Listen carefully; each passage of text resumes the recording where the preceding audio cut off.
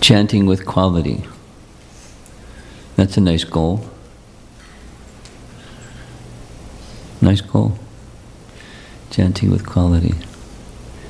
The indication is we're not there yet. We're not chanting. We're chanting, but not chanting with quality. Here's the subtitle, Awakening a Taste for the Holy Name. So here's a little message from Rupa Goswami. I mentioned it yesterday. Here it goes again. There's a little image of Rupa, and there's an image of honey, madhu.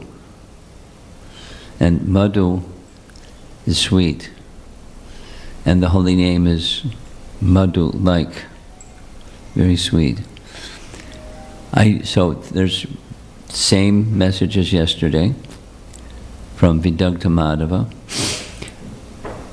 I do not know how much nectar the two syllables Krishna have produced. Glories. When the holy name of Krishna is chanted, it appears to dance within the mouth. We then desire many, many mouths, making the sound.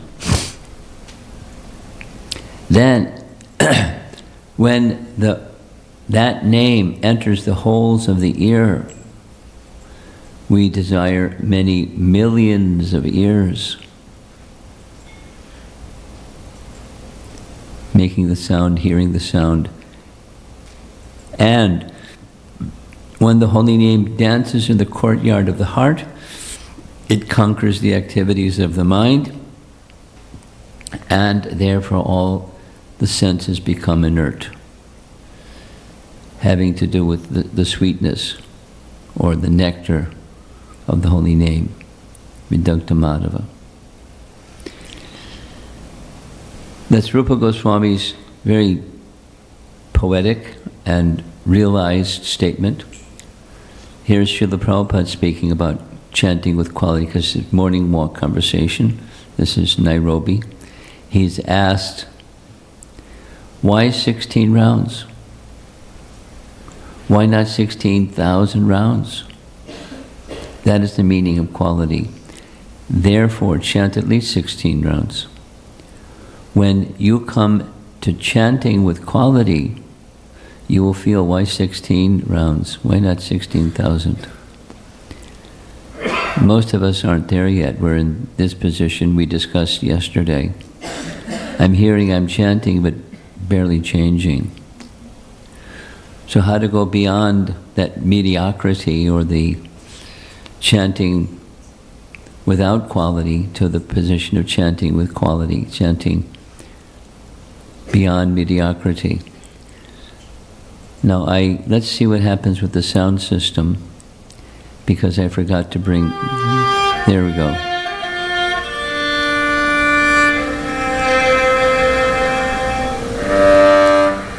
You see on the screen, very nice painting of Raghunath Das Goswami, is taken directly from Shivram Maharaj's writing on his books, on his writings. And one of his books, he didn't write prolific like Jiva Goswami and Rupa Goswami, but what he wrote was very powerful and very short. This one is Manashiksha, and let us hear the recitation with music. Just you see the words on the screen shortly, and you'll hear Mukunda Das reciting the verses. Yadi cher avasham vrajabhuvi saragam pratijanor yuvadvandvam tachchit paricharitum aradabilashe Svarupam shirupam saganamiha tasyagrajamapi Sputam premna nityam smaranamatadatvam shrunumana. You see in the third line, he mentions Swarup. That's Swarup Damodar.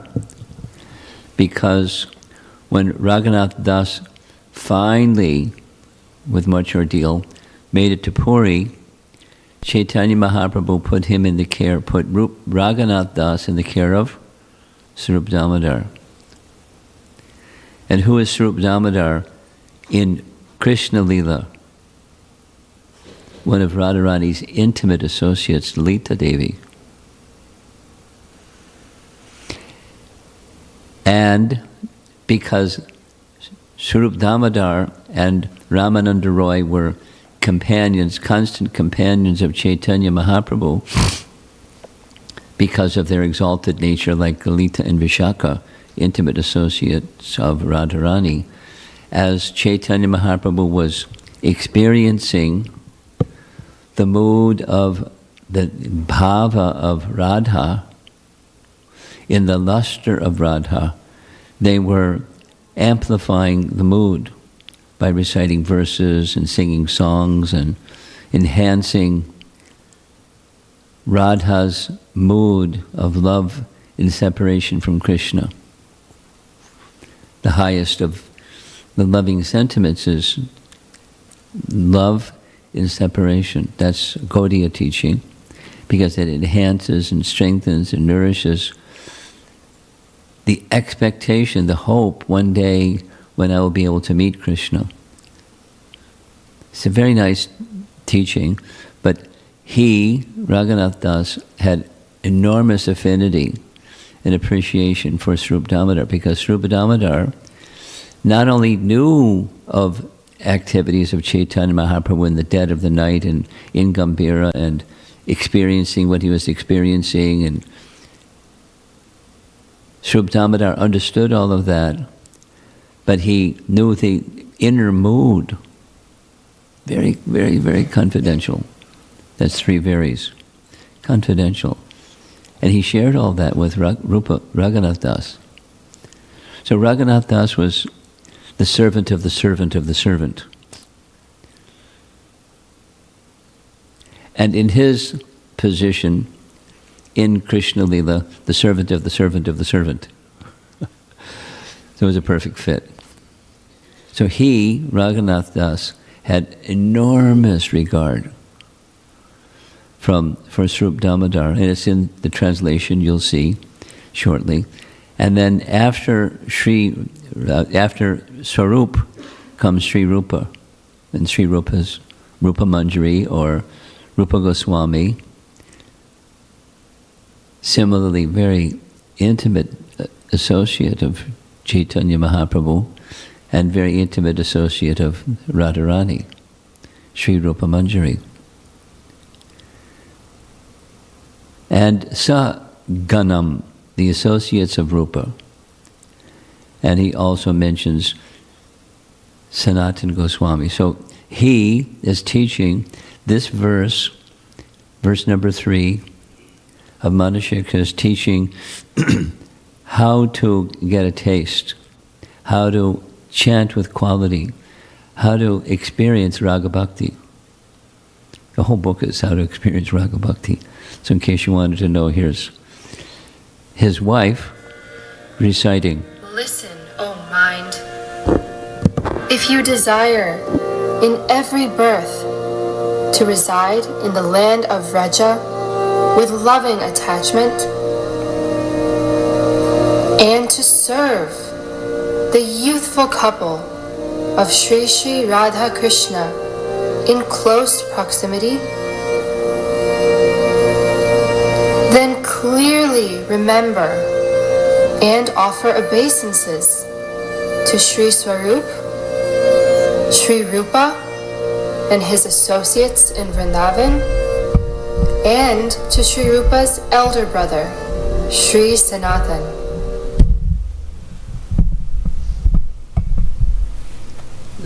In the higher stages of bhakti,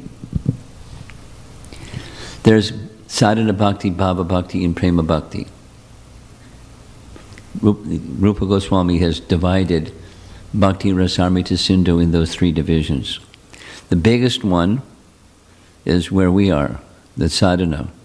But sadhana is meant, if done properly, to bring to the next stage, to the next stage, to the next stage. So in that bhava stage, in the bhava stage, it's moksha laganukrit. It derides even the conception of moksha. Even the conception, not moksha itself, but the aspiration for, the conception of, ooh, I want out of here. So that's in the translation, or it's in the verse. If you desire birth after birth, mama jamani jamani share bhavatad bhaktir ahitaki tvi. If you desire ahitaki bhakti, or undivided devotion, then there's a path.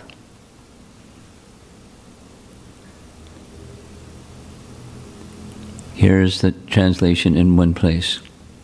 If you desire in every birth to reside in the land of Vraja with loving attachment, asakti, and to serve the youthful couple, Sri Sri Radha Krishna, in close proximity, then clearly remember and offer obeisances to Sri Swarup, to Sri Rupa, and to his associates in Vrindavan, and to Sri Rupa's elder brother Sanatana.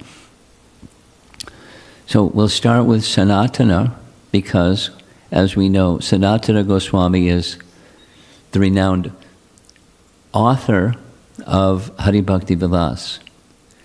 A little background, those that know the background. Before Sanatana Goswami, received this manuscript from Gopal Bhatta Goswami. Gopal Bhatta Goswami lived for many years in Sri Rangam as a young boy, the son of the chief priest of Rangana, of the Rangakshetra, or Sri Rangam, under Chaitanya Mahaprabhu's order to stay and serve his parents until, with their permission, there's different versions, they gave permission or they departed this world. In either case, Chaitanya Mahaprabhu said, you go serve Rupa Goswami and Sanatana Goswami in Vrindavan. And he did. Lord Chaitanya was on the planet in Puri, and he didn't go to Puri. He followed his instruction and went to Vrindavan. Could you imagine? He's completely attached to Chaitanya Mahaprabhu, and he didn't even go and see him. He went to Vrindavan. It's a big journey from Sri Rangam to Vrindavan. He went straight. And there he took shelter of Rupa and Sanatan, as Lord Mahaprabhu instructed him. And he gave, Gopal Bhatta gave a manuscript of something he had been working on assiduously for years of his youth when he needed some service, so that was his service. He collected instructions from scripture how a Vaishnava should practice bhakti. And he gave the manuscript to Sanatana Goswami and asked him, could you put this in a publishable form? There's only one request. Please don't mention my name. Because that was his mood. And so he didn't mention his name. So together, one can say co-authors of Hari Bhakti Vilas. And Hari Bhakti Vilas is a how-to manual. So it's in sections. And one of the how-to things that Vaishnavas do is chant the holy name. So let's go to the section of Hari Bhakti Vilas that teaches about chanting with quality.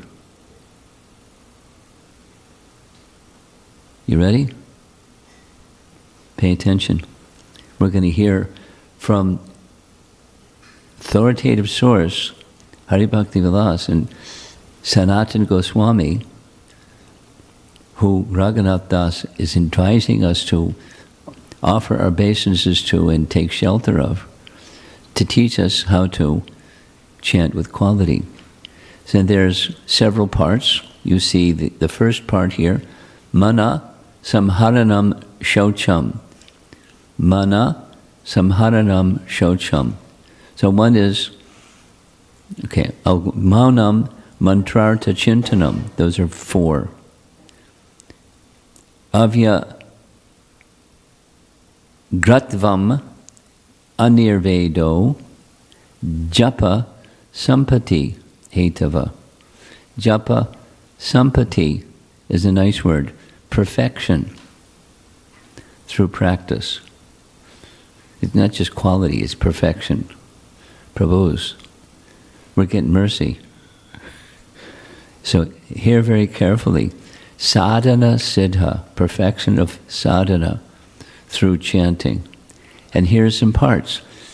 Mana samharanam. So we're going to go through each of these. Subduing the mind. Rupa Goswami taught how to subdue the mind. When the sound goes in, dances in the courtyard of the heart, the mind doesn't just become subdued, the mind becomes stunned. That's nice. Shaucham, cleanliness. Maunam, tomorrow we'll be observing our 64-round day, and Maunam, so here it is, silence. Mantrartha chintanam, meditate on the mantra's meaning. Notice so far we have 4, we're going to get to 6. Patience, avya gratvam, and anirvedo, steadiness. 6. Here's some translations from Bhajana Rahasya. Some of you may know what that is. It's a book written by Bhaktivinoda Thakur, and it's teaching Rahasya, how to the sweetness of the rasa of bhajan. To be attentive, purification of the heart is required, Chaitadarpana Marjanam. This means keeping silence, that is, avoiding unfavorable talking. While chanting, one must affectionately, in italics, affectionately remember the meaning of the mantra. Steadiness, patience, and attachment to chanting are all treasures of chanting. He's just repeating Hari Bhakti Vilas, this nice verse. And Shri Shri Radha Madhava Hari.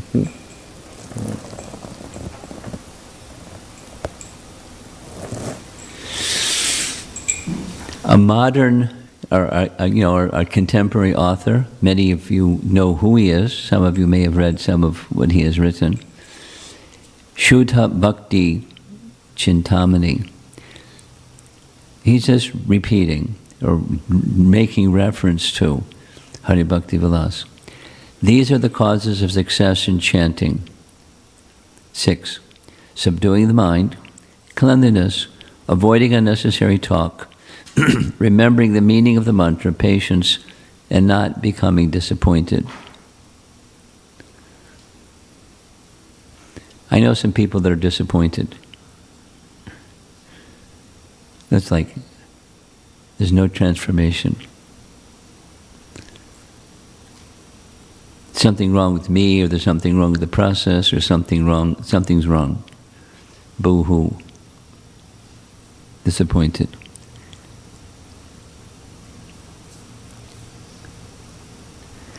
Now, here you see on the screen a photograph of a murti of Gopal Guru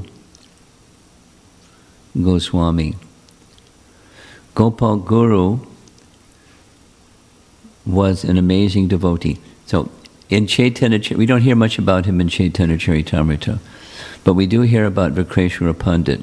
Vikreshwara Pandit was known primarily for his dancing. He could not just like la la la, in ecstasy dance non-stop for 24 hours. During Rath Yatra and when they had kirtans, and he was the principal dancer, Vikreshwara Pandit. He also, lesser known but very important, in Puri he's known for his writings on chanting. When he was a young boy, young Gopal, Gopal served Chaitanya Mahaprabhu regularly.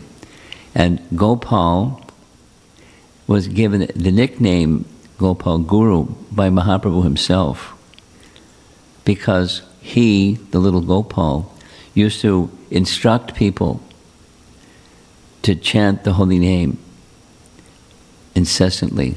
Little boy. So he was faithful to the process, so Mahaprabhu gave him the nickname Gopal Guru. So it stuck. And the Murti of Gopal Guru Goswami is in the same place. There's details and details. If somebody reminds me, could you remind me to send out a PDF that's just a little biography of Gopal Guru? And so you can read a little bit about his life. But he's way up there as far as his knowledge and his ability to share this knowledge about chanting. So he wrote a padati, which means a step-by-step manual, on Harinama Mahamantra Vyakya Smarana Padati. It's a long title. The system for remembering the Lord. And he uses the same terms, mantrartha chintanam, meaning, what's the meaning and the value of the mantra. Meditate on the meaning and the value of the mantra. It's a whole book on these elements of quality chanting. So just that portion of the book that's taken from Hari Bhakti Vilas, he gives some meaning. Would you like to know his meaning? Here's the meaning. The Hare, we know what Hare means. Hara, Radha, the internal potency of the Supreme Lord is Hara, and the vocative is Hare. We're calling Radharani. So here's his written, or translation of his written message. The personality of Godhead, who has a form of eternity, knowledge and bliss, has manifested himself in the form of his name, Krishna, because he takes away ignorance and its activities. The devotees remember him as Hari, means one who takes away. Sri Radha, who is the Lord's own pleasure potency, steals the mind of Krishna. Therefore, she is praised as Hara. The vocative form of Hara is Hare, because she steals the mind of Krishna. And then the meaning of Krishna, very interesting description. Sri Krishna is the eternal beloved of Radha, who is bliss personified. The beautiful dark son of Nanda, with eyes like lotus petals, is the only source of bliss for the residents of Gokula. He is therefore known as Krishna. Therefore, the names Hare and Krishna mean Radha and Krishna, and are full of eternity, knowledge, and bliss. These are his writings. It's a nice meditation. And what's the meaning of Rama? Well, there's multiple meanings of Rama. This is what he writes in his Padati. That Sri Krishna, who is the chief among those expert in loving affairs, and the worshipable deity of the amorous pastimes, always enjoys Radha. He is therefore called Rama, or Radha Ramana, Rama. That's his meaning. Now, we have from Chaitanya Charitamrita two additional meanings. You know the reference. There is a question in Chaitanya Charitamrita, does Rama refer to Ramachandra, or does Rama refer to Balarama? And Prabhupada's answer is they both are appropriate. There's the reference. If someone says that Rama in Hare Rama is Lord Ramachandra, and someone else says that the Rama in Hare Rama is Sri Balaram, both are correct, because there's no difference.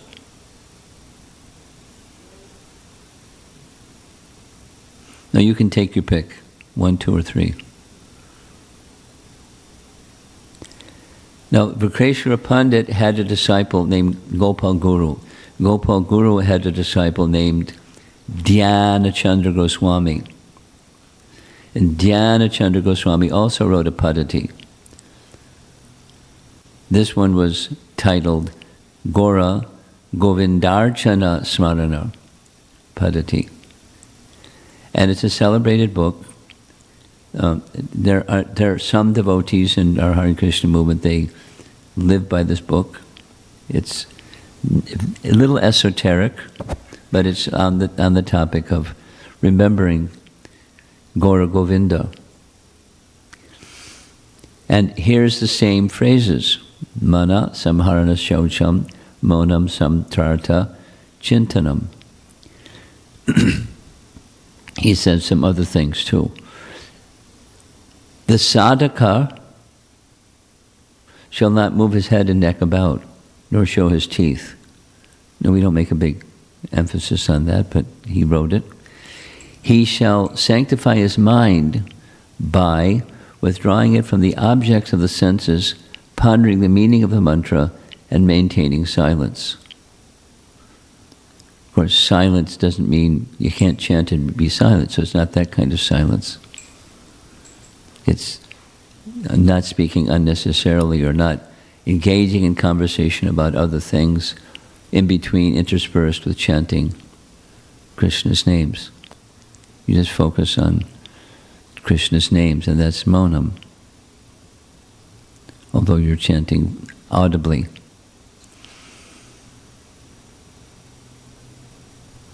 And here's another I like very much.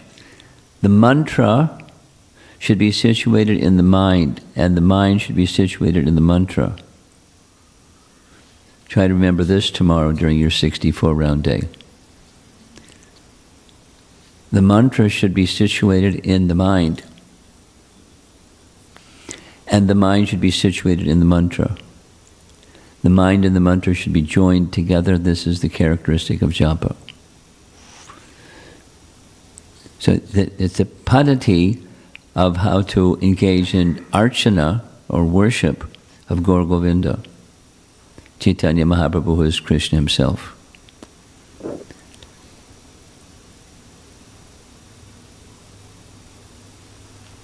Bhaktivinoda Thakur wrote the same. Disciplic succession. With a pure heart, one should think about the meaning of the holy name. Now, how do you do that? Does that? You're going to get distracted. Okay, I got to chant, I got to hear, and I got to think of the meaning of the name. It's multi-processing, and I don't do so well. The idea is, it's natural, and that which is natural, when you do that which is natural, by practice and practice and practice and practice, it's just part of how you chant. Just like it's similar to, the comparison is similar to a child learning to walk.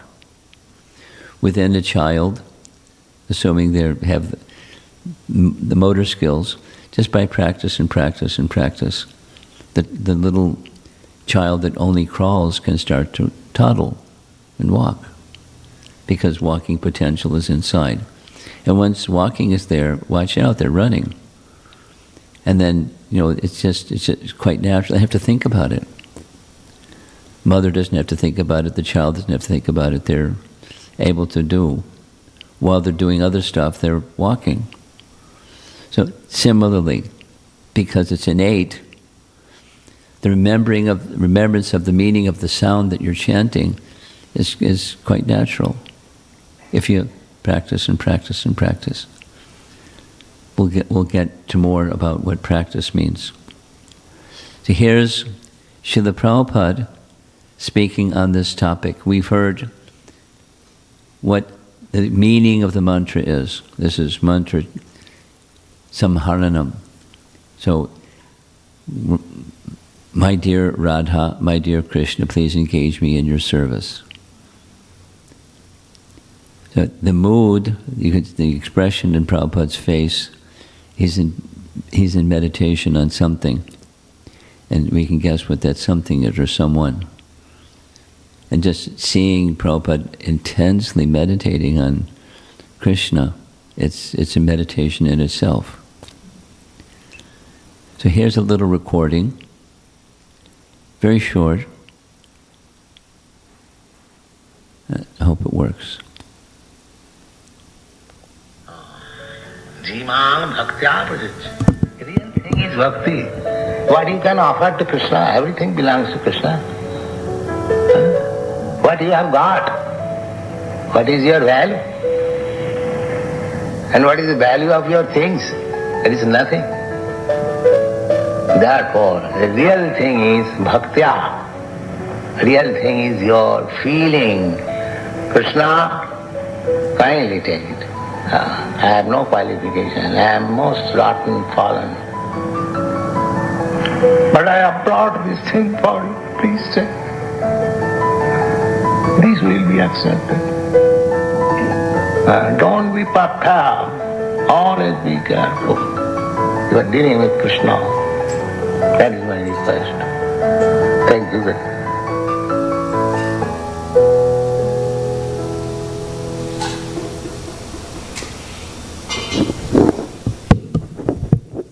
Humility is essential for spiritual elevation. Humility means to look up to someone or something, and I'm very small, and I want to be connected with that person who's the leader, the supreme leader, ultimately. And the medium of chanting, it's an expression of bhakti. It awakens that mood. So Prabhupada was a good chanter because he's very humble, and he understood the essence of bhakti and passing it on through his sound vibration to all of us. Then the value of the mantra. That was another one of the 6 items. What's the value of the mantra? Here's Rupa Goswami teaching us something about the value of the mantra. This is from Namastaka, 8 verses on chanting of the holy name. The holy name is worshipped by liberated souls, as even Namabhas destroys all types of miseries. So what to speak of Shuddhanam? If Namabhas does all that, someone doesn't want to be miserable. And if they sincerely and seriously and on a regular basis take up chanting, it takes away the miseries. That's Namabhas. What to speak of Shuddhanam? Here's some more Sanskrit. If someone utters you, the holy name, even with negligence, you destroy, you, that's the abhas of the holy name, you destroy his severe material miseries. This is your mighty power. Or, again, Rupa Goswami, in compilation of very nice poems or padyas, here's author unknown, extracting the 4 syllables that are in the heart of the 4 Vedas, that are the heart of the 4 Vedas. Lord Hari makes the word Narayana. Day and night, chanting this name, we become purified. We do not know any other better way to please Lord Hari. And this is from this section of Padyavali dealing with the name. Here's Ishwar Puri. Ishwar Puri is Chaitanya Mahaprabhu's spiritual master and disciple of Madhavendra Puri. So he's quoted as having written, "Let the twice-born enter the fearless kingdom of yoga, Vedic study, and solitary meditation in the forest." Let them become liberated in that way. As for us, we will spend hundreds of thousands of births chanting the holy name of Lord Krishna, whose splendid dark complexion and yellow garments are like a host of blue lotus flowers blooming in a grove of yellow flower-bearing kadamba trees. Very poetic. And built into it, the philosophy built into it is that it's non-envious. That, let them be successful. Let them strive for liberation. And let them achieve it. And it's very nice. Very nice. Not criticize. Why are they doing this? It's so puny compared to Bhagavan realization. Let them do. Let them achieve liberation. As for us, then it's again this birth after birth. And the aspiration of pure devotion is pure devotion. Ahaitoki bhakti, that's the aspiration. Birth after birth. And unto whom? So the object, the bhajaniya, the object of bhakti, or object of bhajan, is very, for him, very clear. Krishna. And the description is also very, very sweet. That's his quality, Ishwara Puri. And here's one more. This is text 19. Notice they're all in a row. And again, author unknown. May Krishna's holy name. So these are amongst the favorites of Rupa Goswami. May Krishna's holy name, which is a reservoir of all transcendental happiness, the destruction of Kali Yuga's sins, the most purifying of all purifying things, the most saintly person's food, as he quickly traverses the path to the spiritual world, the pleasure garden where the voices of the great saints, philosophers, and poets play, the life of the righteous, and the seed of the tree of religion bring transcendental auspiciousness to you all. It's like just not asking the holy name for oneself, but asking, please give all these nice things to everybody. Very beautiful, very beautiful. So that's the value, something on the value, the meaning and the value of the chanting of the holy name. And now here's 4 others. Subduing the mind, cleanliness, 5 others, silence, patience, and steadiness. So we'll go through them. You see that image there who just showed up? That's Patanjali. Who is Patanjali? Patanjali is a celebrated authority on Ashtanga Yoga, or the practice of meditation upon the personality of Godhead and all the processes that go with Ashtanga Yoga. And Ashtanga Yoga is given by Krishna.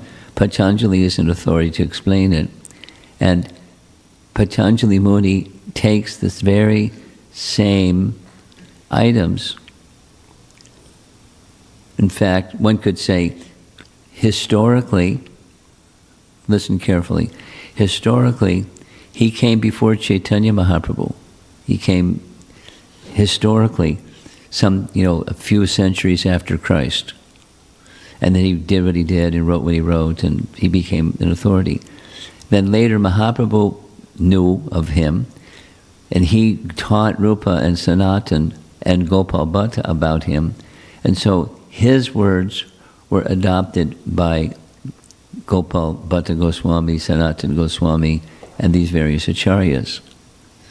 But where did Patanjali Muni get his words from?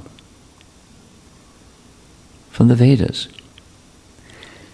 So within the Vedas, if you have the proper excavation equipment, you can find gold in a mountain. I don't know how to do that. But geologists know how to do that. And they know how to find other things and other things and other things, because that's their field. So within the Vedas is everything. So Patanjali extracted, and persons accepted the wisdom because it was based upon the Vedas and the practices of chanting, have scriptural references. So here we go. Manak samharanam, subduing the mind. It's a nice image. It's a rodeo. You probably don't have rodeos here in Austin, or excuse me, in Phoenix. But some parts, Texas, they have. So it's a sport. So to train the wild horse, and you sit on the back of the wild horse, and it's like subduing the mind. And subduing the mind isn't easy. So there's a way to do, and that's part of it is practice. But even when you practice, as you probably noticed, the mind is difficult to subdue. Here's a very nice teaching that comes from Bhartrihari. He's a little bit shortly after Patanjali. Bhartrihari wrote a book in Sanskrit, a Sanskrit poet, Subhashitas is the name. So he wrote about the mind. The mind is like a monkey. Not just a monkey, a drunken monkey. Not just a drunken monkey stung by a scorpion. Not just a drunken monkey stung by a scorpion, but possessed by a ghost. It's very difficult to subdue the mind. It's not new. So what to do? And it's Kali Yuga is progressing, and we're supposed to subdue the mind. Mana samharanam. It's one of the 6 essential items. So what are they? In Patanjali, he teaches, it's same as Krishna says, wherever the mind wanders, due to its flickering and unsteady nature, yato nishchalati, manas chanchalam astiram. From wherever the mind wanders due to its flickering and unsteady nature, one must certainly withdraw it and bring it back under the control of the capital S self. That's, Ashtanga Yoga. So Patanjali is speaking about meditation, part of the Ashtanga system. So he's an authority. And so practice, it's built in, we're building a case. I'm a lawyer building a case, in case you didn't know. Notice. He has teachings and a definition of practice that are, guess what? They're very similar to Hari Bhakti Vilas, or Hari Bhakti Vilas draws upon his definition of practice. But it's just universal. It's what practice is.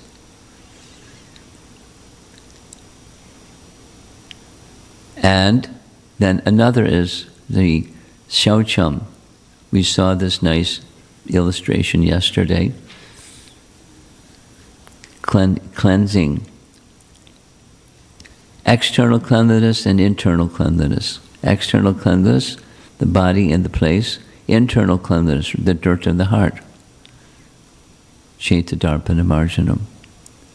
And of the two, internal cleanliness is more challenging. For some people, external cleanliness is also challenging. For some people, it's just habit. It's a mode of goodness. Tendency, you can't stand to be around something that's unclean.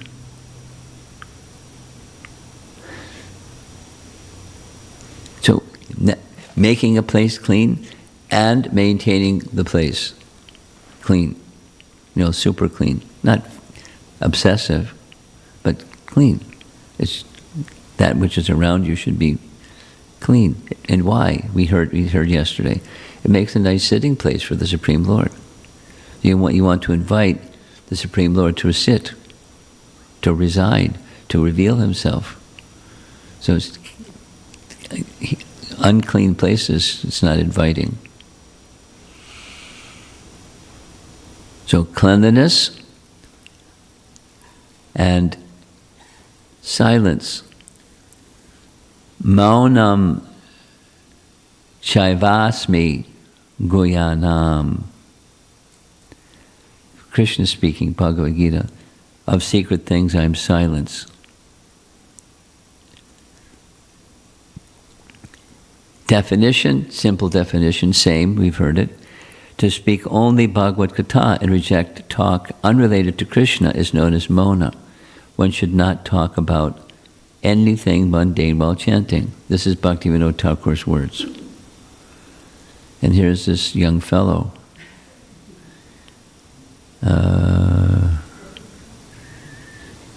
Is he chanting, or is he texting, or trying to multi-process? So that's something that we want to stay away from.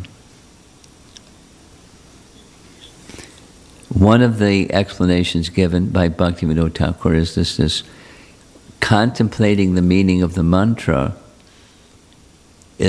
results in silence in other stuff.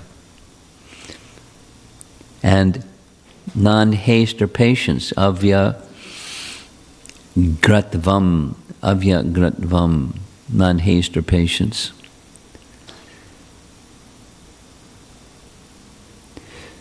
You begin, and however long it takes with absorption, that's how long it takes. And every day, and every day, and every day. This is the lawyer building his case for Patanjali Sutras, giving a definition of what practice is. With enthusiasm.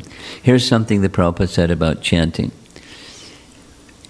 He recommended, there was a question, how fast should you chant? And his one reply, not like this is it, but you should chant swiftly, but not so swiftly that you cannot hear every syllable. Swiftly, because it helps to capture the mind. That was an explanation. It helps to capture the mind. Then if you chant too slowly, it's easier for the mind to wander. Anyway, there's different tools that can help. That's our next topic, Shamsundar is going to speak about. Here's a statement, nice Prabhupada story from Shrutakirti. Shrutakirti was the personal servant of Prabhupada for a long time. In case you don't recognize, in the background, this is Prabhupada's sitting room in Los Angeles. He looks very happy. One day, I was in his sitting room in New Dwarka, cleaning around his desk. He was sitting behind his desk, chanting japa.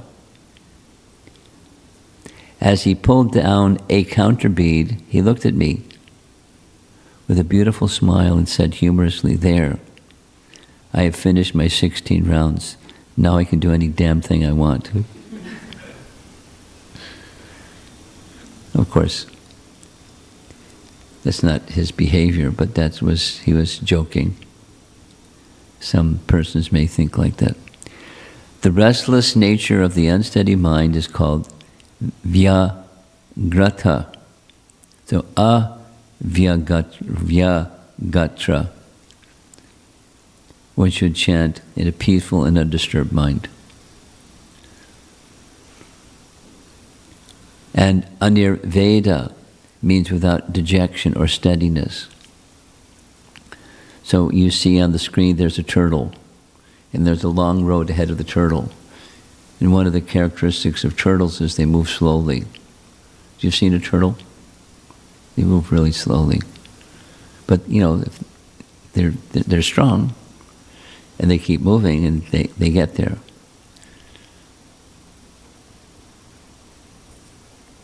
So here's a nice definition. One should not become discouraged by moving slowly in his endeavor to attain the desired goal. Rather, one should chant with patience. It's Rupa Goswami's teaching also. Utsahan nishchayat dhairyat. Utsahan nishchayat. Enthusiasm, patience. Sustained enthusiasm, patient for what? Patient for the desired outcome, connecting with Krishna. I'm not so connected. Be patient and continue steadily, non-dejection. You can chant Hare Krishna, but you can't hurry Krishna. So this is it. This is the last slide. Ta-da! So here's the 6. Mana samharanam. Mana samharanam, subduing the mind. Shaucham, purity or cleanliness. Maunam, silence. Mantrartha chintanam, meditating on the mantra's meaning. Avyagratvam, non-haste. And Anirveda, non-dejection.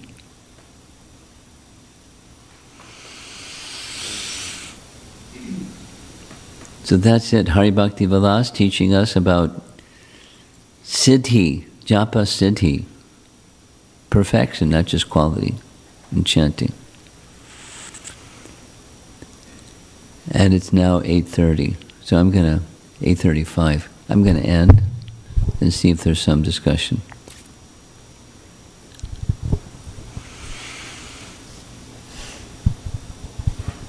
Yes. Do we have a microphone?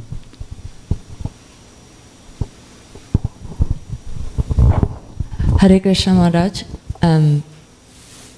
Thank you for this beautiful explanation of how to chant. Of these 6 qualities, it doesn't mention Sankirtan anywhere. Doesn't it mention? Sankirtan, like the group chanting. Yeah. And I'm wondering Why? Why that is.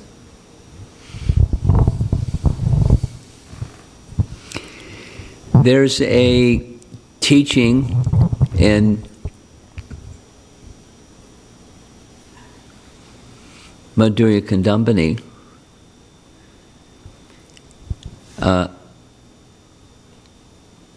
the English translation is metonymy, and the explanation, I forget the Sanskrit word, it means when you say something, it implies all the other somethings because they're connected. So rather than saying all the other somethings, there's a Sanskrit rule. You just say a primary thing, because the primary thing is the name, and the name can be using beads and chanting mantra that way. It can also be kirtan, and then all of the other activities of bhakti that flow from shravanam kirtanam. All the other 7 processes of bhakti, without mentioning all of them, one is mentioned. So it's not mentioned. That's one explanation. It's implied. You know, it's like, how many verses are there in the Srimad Bhagavatam? 18,000. And those verses don't cover everything. There's things in other Puranas and in Mahabharata that are not in the Bhagavatam, because it's not everything. It's not universe. It's giving essences, and the essences imply that which is connected to the essence. It's like that. So it's not that these teachings have to say everything about everything, but it's giving essences. And implied, there's these other things. So you could go the other way. You could just be focused on Sankirtan and not emphasis and de-emphasis on japa. But they're both there. They're both. One implies the other, and in fact implies all the other means of purification. Go ahead. Go. You want to say something further? Me? Yes, you have the microphone. No, Maharaj, thank you. That's okay. helpful. Okay. Anything else? In the back?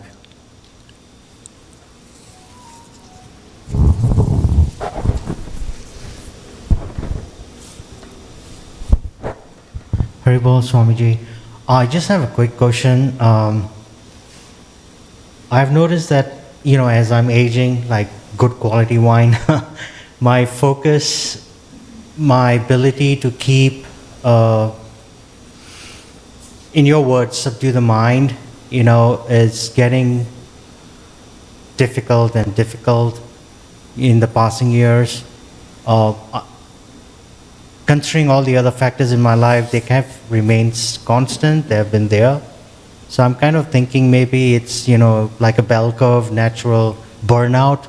No. I'm reaching where, I'm getting discouraged or just burnout.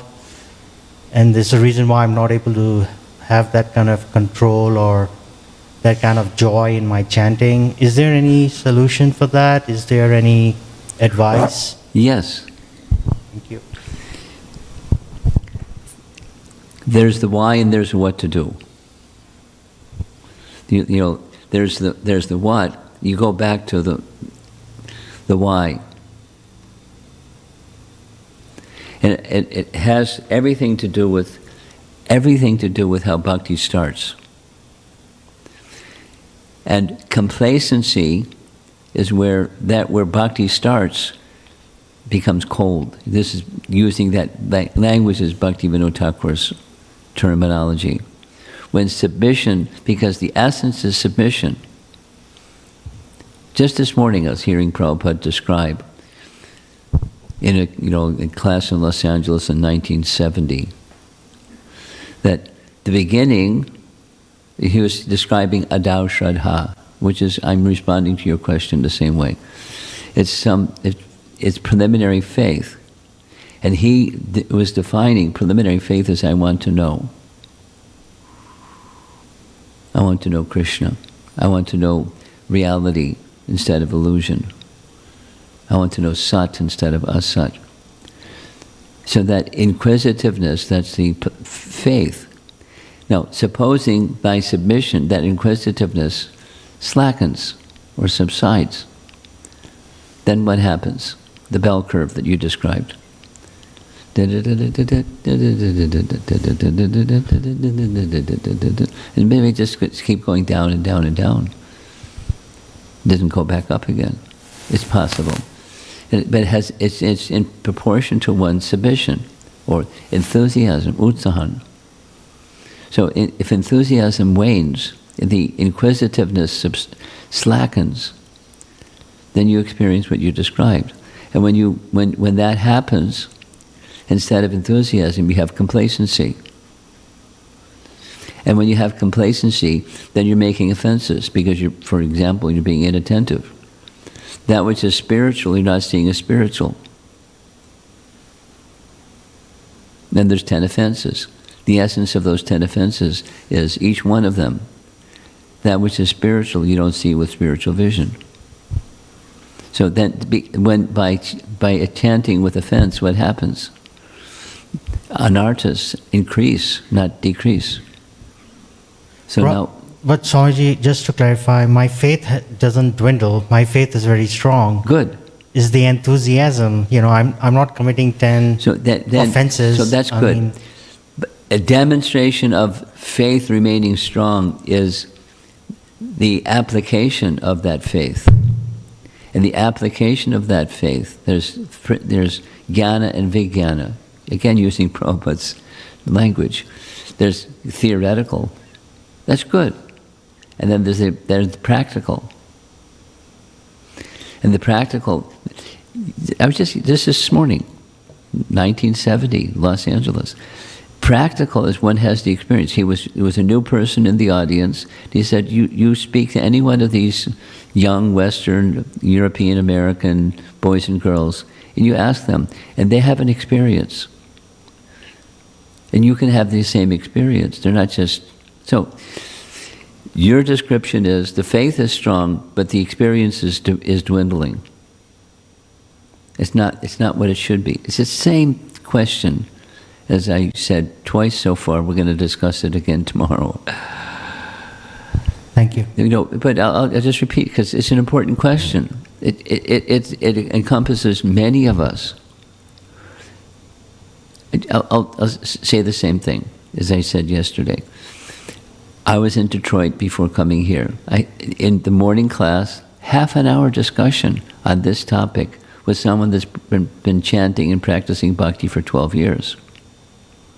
They didn't say it the same way that you said it, but the essence of what they said is what you said. It's common. It's not just possible, it's common. So there's the why, and then there's what to do, which is what your question was. I didn't even get there, I was still doing the why. And the what to do is, you go back and you hit the reset button. And ask yourself, it's a faith question, why am I doing this? I mean, you got an answer, you can check the box in your Bhakti Shastri exam and get an A in the Bhakti Shastri exam. But then inside, the why has dwindled. It's not that your faith in the name and the process of bhakti, but your application has to grow and become vibrant. And then when it's vibrant, you'll have an experience. Because that's how bhakti begins, and that's how bhakti grows. So how does bhakti begin? This adau shraddha, this is the what to do. Adau shraddha, sadhu sangha, bhajana kriya. So you just as we're doing right now, literally right now, we're here in a japa retreat. Adau shraddha, sadhu sangha, bhajana kriya. And what the purpose of it is to lift the faith, which you still have, to another level, another level, another level. Mature it. By the application, so what's blocking is anarthas. From the teachings of Rupa Goswami and those who follow Rupa Goswami, the Rupanugas. It's the stuff inside. Abhadras or anarthas or unwanted things within. That's why it's the bell curve. And what to do? Hit the reset button. and elevate the purpose for why you're doing these things to another level. And if you don't ask that, you're asking the question. So keep pursuing the question till you get the answer. The little light goes on. Oh.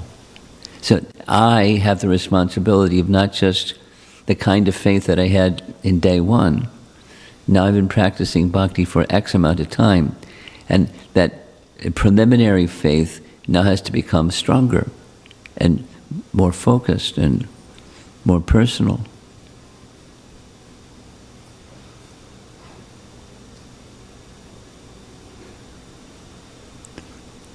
I'll add one more thing, because I'm going with this because it's an important question. It's a standard part of the reason why we're here kind of question. So this topic, the set of in the 4th of July weekend, because the 4th of July was on a Thursday, we started our Festival of the Holy Name on a Wednesday night and went Thursday, Friday, Saturday, Sunday. I mean, we really did threadbare. This is just like 2 days and then 64 round day. So when I was with the 4th of July weekend devotees doing something similar but more expanded, there are a bunch of young people, like there's a couple of young people, and she's having a little trouble staying awake this morning. But that's okay. You're here. And so there were a lot of young people. And young people, it's hard to keep their attention. They get fidgety and stuff. So I wanted to keep them occupied. So I gave them a homework assignment. Just like yesterday, there was this young boy sitting in the front. I asked him if he knew what a kaleidoscope was, because he was distracted. He was sitting there politely, but it was visibly he was distracted, so I wanted to engage him. So you know what a kaleidoscope is? So it tells something about, from nature, it tells something about life. The temporariness. It looked like this. Look through the kaleidoscope. It looks like this. Turn it.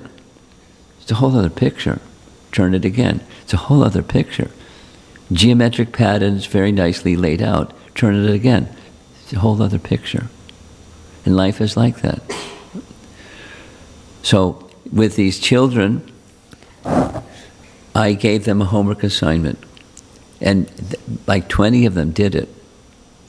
I said, when you're home, it's summer, it was July, 4th of July, so the sun was out.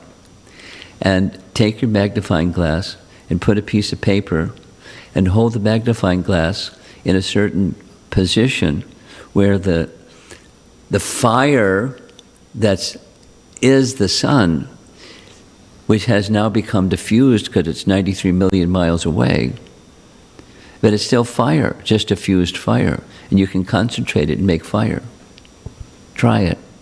But you have to hold your hand steady. You can't wiggle your hand. You can't be...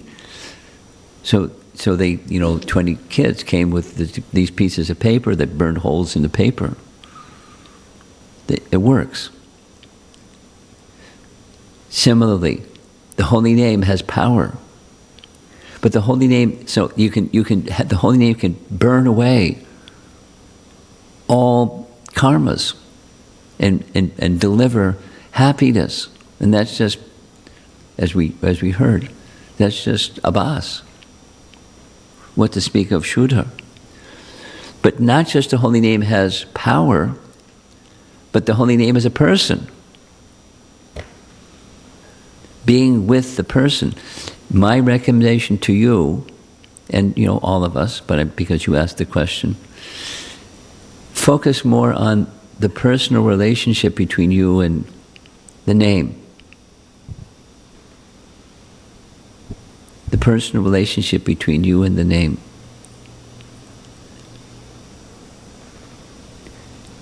Today's Saturday morning. On Thursday evening, I was at the University of Michigan. Nice, it's exam time, so it was grad students. It was the room was packed, and so after I spoke on, because it was Gita Jayanti Day. So after I spoke, someone stood up front to do the kirtan, and this is how they started the kirtan. There's a relationship. I mean, for this devotee, they're into chanting. It's not just there's power in the mantra, but there's a person, because power comes from the person, Shakti and Shaktiman. So there's a relationship. I encourage you, contemplate how to, and if you go the inquiry, how to, there's something else that will happen besides the preliminary faith, and that's your faith can grow and grow, and mature to the stage of a relationship. Now this is conceptual, and that's jnana. Then comes vijnana. That's what you want. The experience, vijnana, the direct experience of a relationship with Krishna. Is it fact or fiction that it's available? It's fact. But you got the bell curve thing going on, because and there's the explanation. You have to keep going. And keep going. And you don't have to keep going. You can just, do the bell curve program, like many devotees do. They chant because it's to be done. But there's another reason besides it's to be done. And that's a loving relationship with Krishna. And the name is the best access to that loving relationship. There isn't a better access to that loving relationship. All the other processes of bhakti come from Shravanam Kirtanam. Do Shravanam Kirtanam nicely, and the others will also enhance. Any of the other 7 processes of bhakti, deity worship, here's a nice pujari. He's been doing deity worship for so many years. How many years?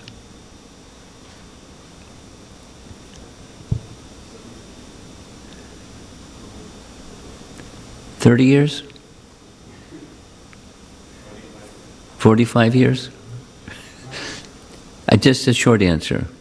He's been doing deity, he's getting something. He couldn't keep doing what he's doing unless there's something.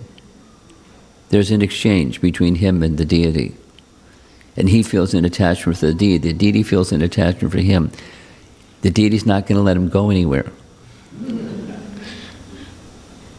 And the holy name is like that too. But, the bell curve. So what is a relationship? It's power, but it's more than that. It can lift, yes, but keep going. You keep going and keep going. And if you don't keep going, then you'll get stuck. I'm hammering because it's not just you, it's all of us. It's a phase of bhakti that is very common. So I'm spending some extra time on it. Now I'm looking at the clock, it's 5 minutes to 9. I think we should end. If that's all right, we can end. Srila Prabhupada ki jai.